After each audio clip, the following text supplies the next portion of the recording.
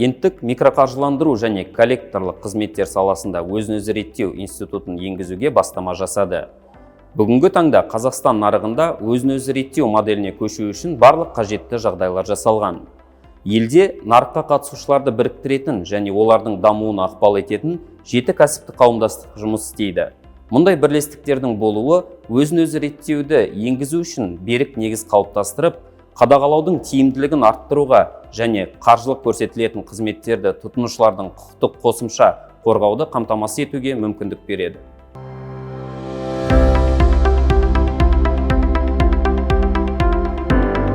Өзін-өзі реттеу тұтынушылар мен мемлекет тарапынан секторға деген сенімді нығайтуға ықпал етеді. Нарыққа қатысушылар үшін бұл қызметтің бірыңғай стандарттарын, бұзушылықтар санын азайтуды, ішкі бақылауды және тәуекелдерге жылдам ден қоюды, реттеушінің ресурстарын ағымдағы қадағалаудан нарықты дамытуға қайта бөлуді білдіреді.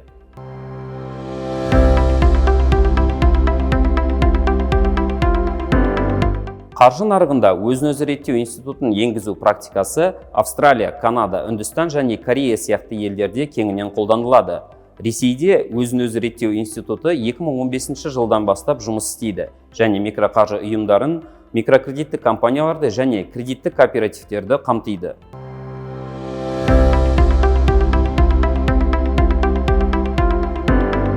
Қазақстанда халықаралық тәжірибеге ұқсас өзін-өзі реттейтін ұйымдарға өзін-өзі реттейтін ұйым мүшелерінің, қарыз алушылардың жолданымдарын қарау, қатысушыларды тексеру жүргізу, ықпал етудің ішкі шараларын қолдану өкілеттіктерін беру жоспарлануда.